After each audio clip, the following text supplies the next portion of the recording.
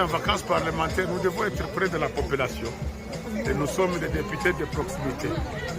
J'ai des souvenirs avec le quartier Irambo.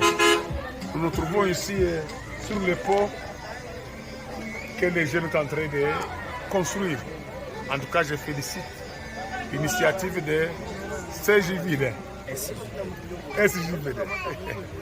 C'est les jeunes qui m'ont attiré ici. Vous vous souviendrez que l'année passée, on est venu ici avec notre enjeu, la machine pour tirer ces caniveaux.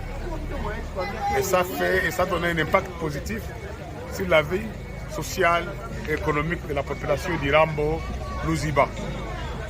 Ils m'ont invité encore une fois de venir visiter les projets qu'ils ont initiés pour construire un pont, que je félicite encore une fois.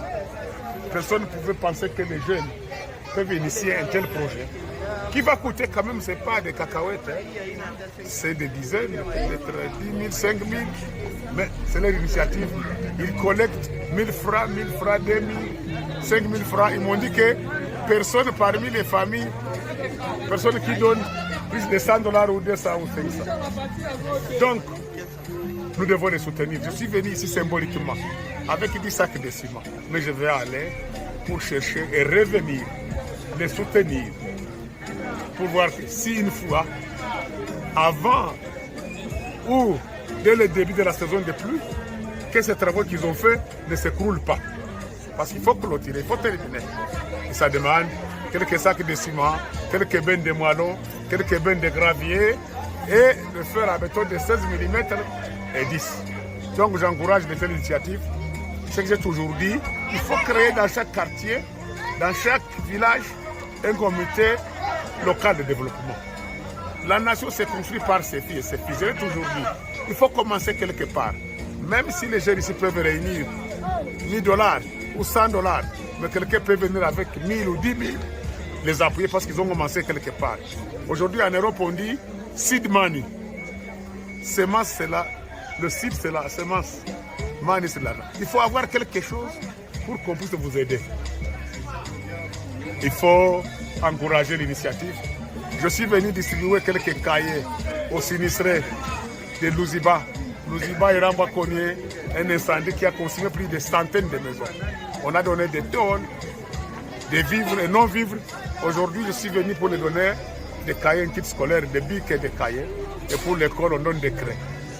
Mais en voyant ces travaux ici, je viendrai d'ailleurs le samedi prochain avant de rentrer à Kinshasa pour faire un salongo avec mon équipe de la Fondation Mudekereza, avec les militants et les jeunes de notre parti Aposem. Aposem, c'est un parti écologique aussi. Aposem, Alliance des paysans, des ouvriers de la classe moyenne. Donc, l'homme qui travaille la terre, des laboureurs. Donc, je viendrai aussi pour appuyer les jeunes faire des salongo.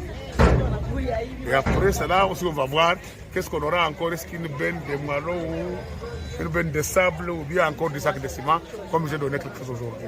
Jusqu'à ce qu'on verra avec eux terminer ces travaux. Voilà comment les enfants marchent. Les personnes vivant avec handicap. Et ce petit pont ici relie les cas, c'est les cas militaires. Les cas militaires pour aller s'approvisionner les enfants, pour aller à l'école, on passe par ici. Donc, on a intérêt de construire ce petit pont. Et qu'encore on pense sur le canal, le caniveau, Louziba. C'est un danger public.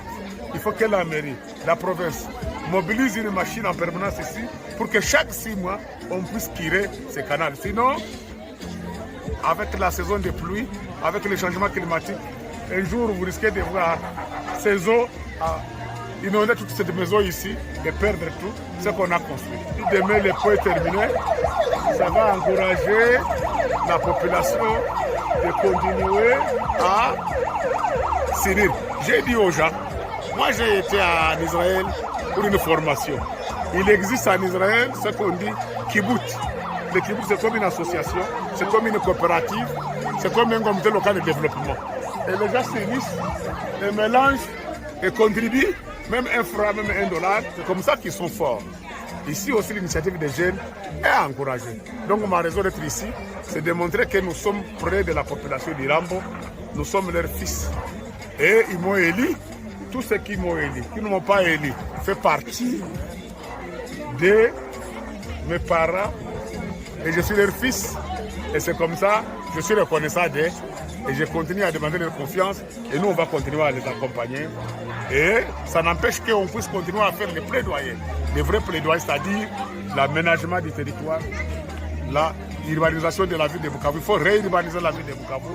Il faut trouver des logements sociaux pour toute cette population au lieu de se confiner, de construire des endroits non propres à la construction. L'endroit non propre à la construction. C'est un risque. Donc, il n'y a que l'État qui peut répondre à cela. Alors, nous sommes complètement heureux de voir l'honorable Olivier Mudekereza de se présenter sur les sites. Nous disons que c'est les sites impropres. Nous sommes tellement fiers de voir notre fils digne de la province et le développement, disons, de la province repose sur ses épaules, comme nous l'avions déjà dit, partout et ailleurs. Bon, nous sommes complètement fiers, comme nous l'avions dit, parce qu'il est là, je pense, comme il est le pionnier du développement de la province. Les problèmes, comme je l'ai dit toujours, ça date plus de 2 décennies. Ça fait plus de décennies qu'il y a ce problème dans cette entité. Raison pour laquelle la SDVD a pris l'initiative de pouvoir commencer ce projet afin de voir que la population de ces 2 avenirs puisse un peu respirer.